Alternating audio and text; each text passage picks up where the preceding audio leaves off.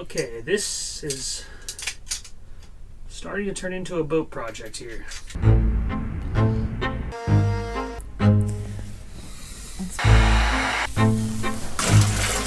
It's just fermented piss. It's kind of f***ed up, but it's gotta work.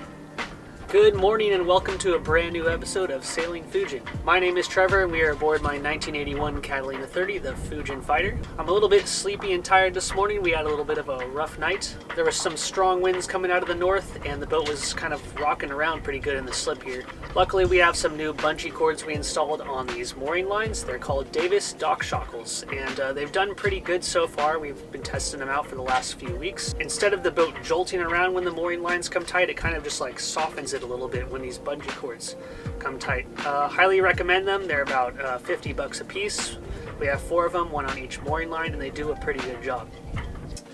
So we're going to start off on a small project that I picked out for today. I picked up these little acrylic pieces from an Amazon locker last night. They were pretty inexpensive, and so what I want to do is make a little guard for our automatic bilge switch right here. This tends to get knocked by accident quite a bit, like so, and sometimes it'll be left on and the pump could burn out if you just leave a pump going like that. So we need to get some kind of guard over it, and from another YouTube channel called Sail Life I got this idea from. Very talented guy named Mads. He's from Denmark and I get a lot of ideas for this channel from him, so I will link his channel up here. Go ahead and check it out if you want to. So yeah, we're gonna go ahead and jump right into making this guard for this bilge switch here. See, I do use this for not just sneaking aboard. So I began taking measurements with my L-ruler / sneak aboard device. Julie immediately lost interest and went to go eat her soup on the settee as she was feeling a little bit under the weather. After taking measurements, I drew out a rudimentary design on the back of some useless junk mail and began preparations for the construction. The acrylic wasn't anything special, just some regular acrylic off of Amazon, but I'll put a link for it in the description below. After peeling off the protective tape on the acrylic, I drew out the dimensions that I would be cutting. To hold the acrylic in place, I used these clamps made by DeWalt from Home Depot. They turned out to be a one-time use as I melted the f*** out of them in the bending process you'll see later. Now it was finally time to start cutting with my handy new multi-tool.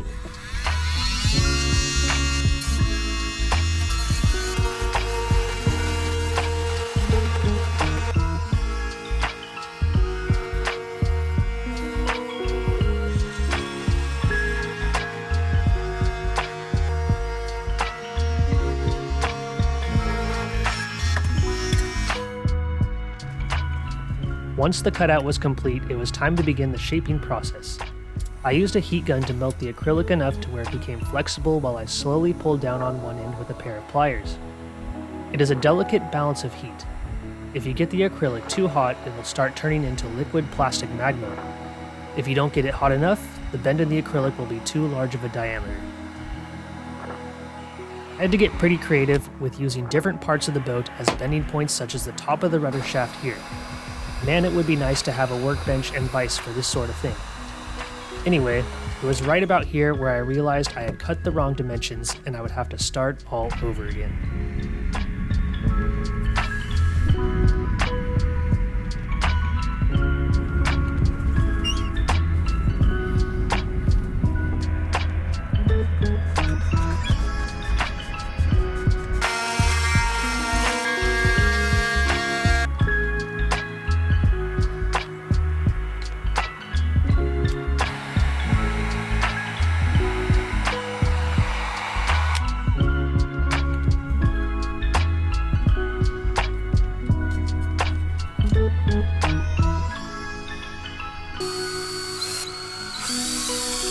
final product came out fairly decent. It sure as hell isn't beautiful, but for my first time doing this sort of thing, I think it came out okay. I quickly mounted it with some stainless steel hardware, and I fit it over the switch pretty nicely. Now it was on to the next task, but first I needed to check on Julie's health. You're not allowed to film me. That's mean. We're gonna do this, we have to arrange it.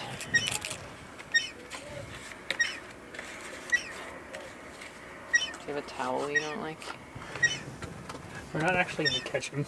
Why? How are you going to do that? It's easy. You just throw something over them and hold them down and then... Oh, do you like?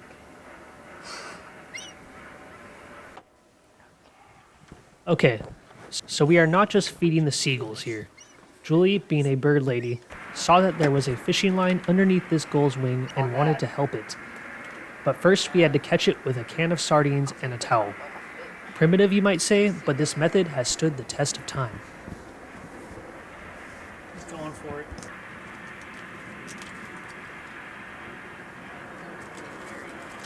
Aw, you idiot. Hey, called it. You wasted it.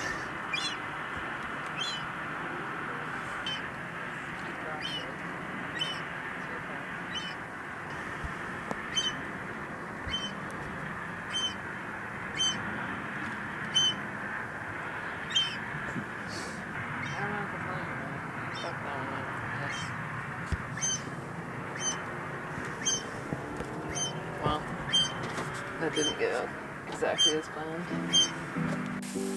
Unfortunately, that was all the energy for bird saving Julie had for the day, and she went back down below. I decided to give the boat a scrub down since it was getting late and I didn't want to start any major projects. For washing down the boat, I don't use any special marine products. I just simply use car soap and Simple Green and it does the job just fine. Now for cleaning your isinglass on your Dodger, that's a different story. I like to use ViewGuard, which is made by Starbrite.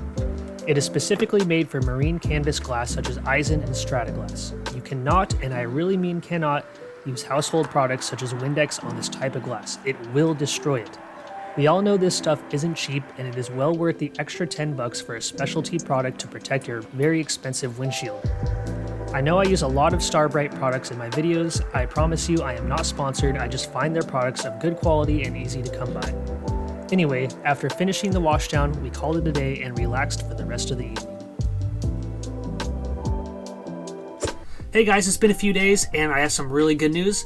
We had Chris and Ramon come down here from California Yacht Service to take a look at the engine here and diagnose what's going on. So we ran the engine and we figured out there was a lack of compression. So we tried to figure out where is the lack of compression coming from. So what we did was we opened the reservoir cap for the coolant expansion tank, and when we ran the engine we definitely felt pressure or compression coming out of that reservoir cap. So that proves to us that there's either a head gasket blown or there's a crack in the head, so exhaust is escaping from the cylinders into the reservoir tank and out the expansion tank cap. So they're going to come back next week, maybe after Wednesday, after the holidays. It's Christmas this weekend, so they're not going to be working Monday and Tuesday. So we'll see what time they show up next week, and we're going to pull the head and go from there. So what are we going to do today? Well, I am trying to get this thing registered with the U.S. Coast Guard, which means I'm going to register the boat federally with the United States instead of going through the DMV and the State Department. Now, what is the advantage of this? Number one, the real true big advantage is that you're internationally recognized when you go to different countries. So clearing customs is a lot faster. The second reason why you want to do this is you get to take those ugly numbers, the CF numbers on the bow off, and it just makes the boat look a lot prettier. So yeah, those are the two main reasons we're doing this. I don't have internet here down on the boat, so we're going to have to head up to FedEx office and submit some paperwork to the Coast Guard so we can get the ball rolling here. But before we take off, I need to do one more thing. Tomorrow I'm going to head down to Minnie's Yacht Surplus and I need to get a new bilge foot, or also known as a new bellmouth, for the bilge suction. I was an idiot and I was cleaning the old one out and I was soaking it in Coca-Cola for 24 hours. It was a bronze fitting and it actually did clean it up pretty well, but I set it on the edge of the dock and over the side it went, and now it belongs to King Neptune. So we're not seeing that anytime soon. So off to Minnie's we go tomorrow. But first we got to measure this hose down here and make sure we're getting the right bilge foot and the right size and all of that. So let's measure that now. You know, one of the hardest things about doing these boat projects is just finding the right tool to do shit with. You know, I'm just looking for my calipers so I can measure this hose here, and I'm basically having to tear apart all the sections that have tools hidden throughout the entire boat. I have tools hidden here, I have tools under the other settee over there, I have tools back in the quarter berth, and sometimes you just never know where the frickin' thing is, so I just make the boat a mess looking for a tool. And the actual job only takes like 30 seconds, but it's gonna take me about 30 minutes because I have to find the tool first. So just one of the many struggles about living aboard your sailboat. Where are my f***ing calipers?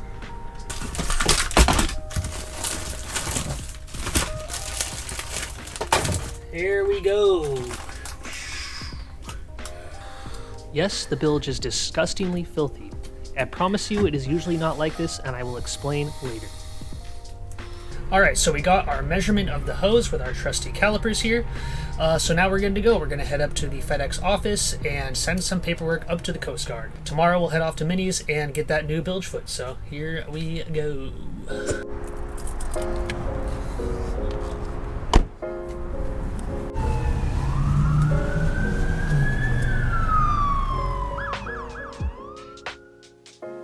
So when applying for your initial certificate of documentation for your boat, the Coast Guard is going to want to see 4 documents.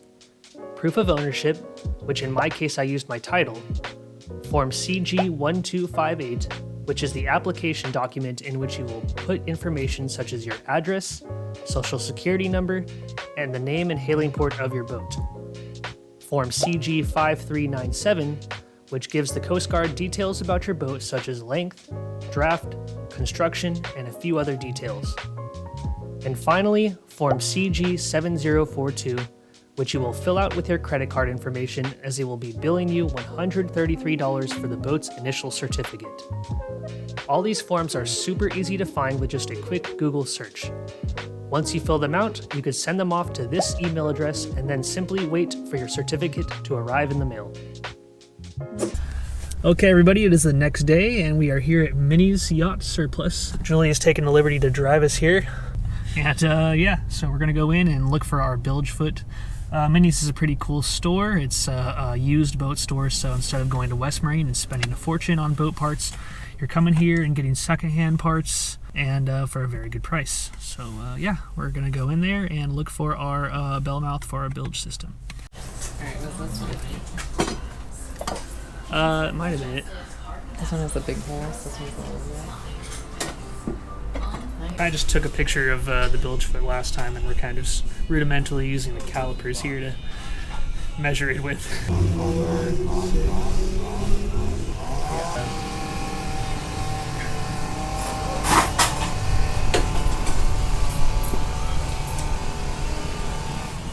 There, it's probably as close as we're gonna get.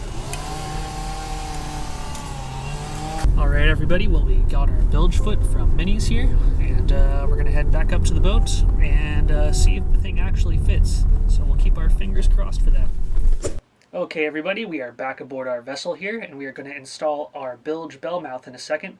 But first, before we do that, we got to actually clean the bilge. There is water in the bilge, and we're not really sure where it's coming from. It could be coming from the water tanks, it could be coming from the septic tank, we're really not sure yet. But that's something we're going to look into later because we just don't really have time today. So right now, we're going to clean up the bilge, we're going to suck it all out with our shop vac, and wipe it all down. Then we're going to go ahead and install the new bilge strainer.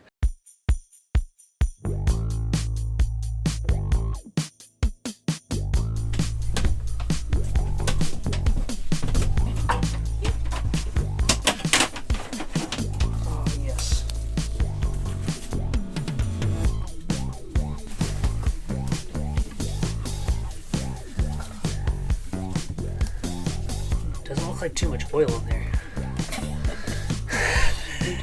We might not need to use the diapers at all at this point. Do you have a trash bag for these suckers? Yeah. I'll get one. It's just fermented. Is that it?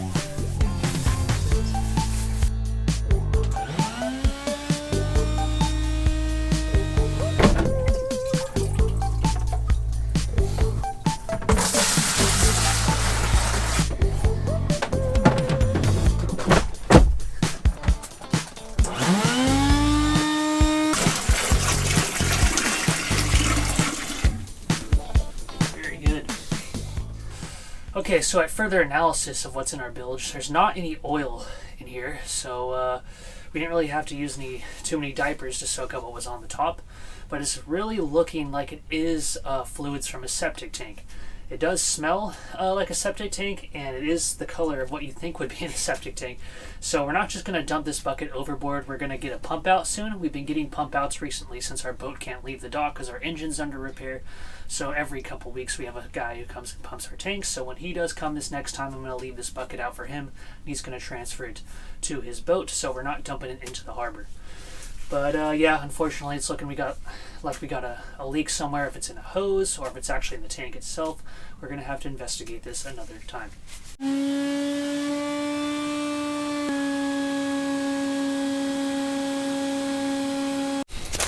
Yes, please let me swallow your ducks.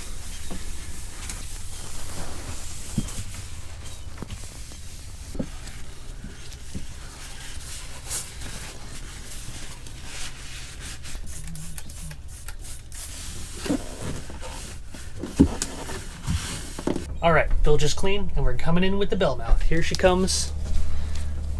Bringing it in. Oh yeah.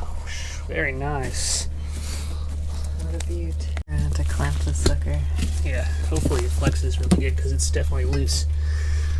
It's really loose. That seems pretty hard plastic there. I don't know if it's gonna work. Are you measuring? You know, it just has to be like f***ing perfect fit. Because I can't remember if this was one of the bigger ones or smaller ones that we saw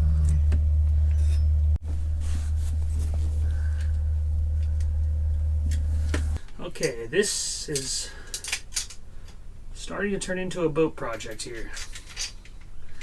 So, turns out that our hose clamps don't fit, our bellmouth does not fit, so there's some heat shrink that's around the hose that went to the old bellmouth, and we can't seem to get it off, so we're going to cut it off here with our multi-tool.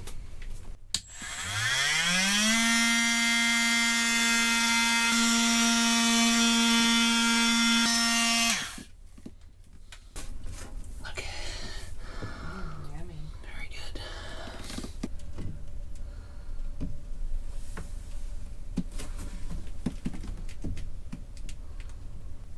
So it looks like the size of hose and the size of the adapter for the bellmouth here is about the same exact size. So our plan now is to go get a hose that's a little bit bigger, and it's going to slide over the tip of the bellmouth fitting here, and it's going to slide over the old hose as well, and we'll clamp down on that hose, making a connection between the two, and that'll be it. So we're going to go to West Marine now, get some hose, and we'll come back here, and hopefully that solves the issue.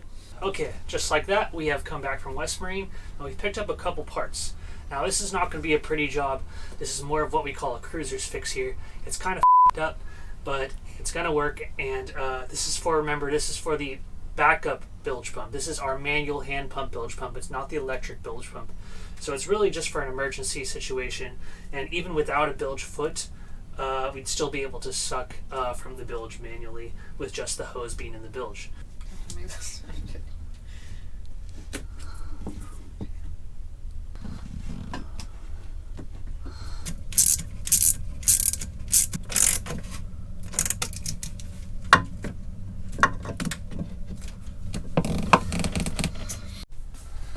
Well, so we got the marine exhaust hose all connected to the old hose, and we got the bilge strainer on, and we have the hose clamps on, but I just realized I do not have 5200 on hand, so I'm not going to be able to seal those cuts we made in the hose. So unfortunately, we're not going to finish this project today, but it's pretty much 95% done. I just have to get some 5200 next time I go to West Marine, or I'll order it online, of course. And once that comes in, I'll seal those cracks in the hose. Of course, this project is a complete botch job. This is not a professional job. This is just something to get us by for the time being until we replace the entire hose, which will go to the manual bilge pump. Yeah, that's going to be it for today. I think we're going to call it here. We've made too many mistakes, and we're not going to proceed forward anymore to make more mistakes. So we'll come back to this another day.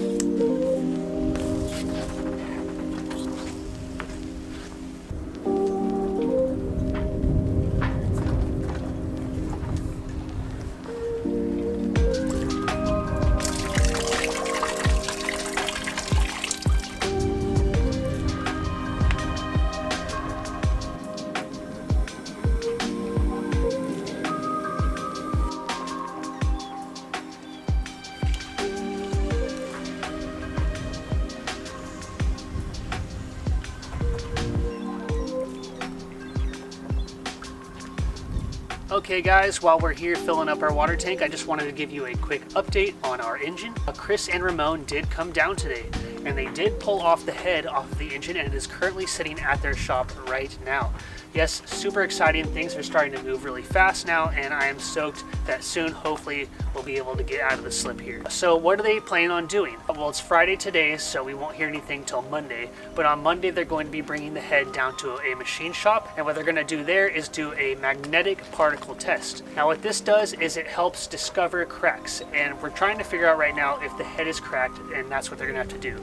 The test is also referred to as sometimes a magniflux test. I think that might be the more popular term. But anyways, they use some kind of like witchcraft or like magic to where like they use this electromagnetic thing and they spread a bunch of iron dust all over the head, and somehow the iron dust gathers at the crack if there is a crack at all. So that's what we're going to be waiting on doing, and we'll hear back on Monday, and then I'll give you guys an update on how that's going. So yeah, thanks for watching. That's going to be it for this episode. If you enjoyed the video, please give us a like. It really helps out with the YouTube algorithm, and we'll see you all next episode.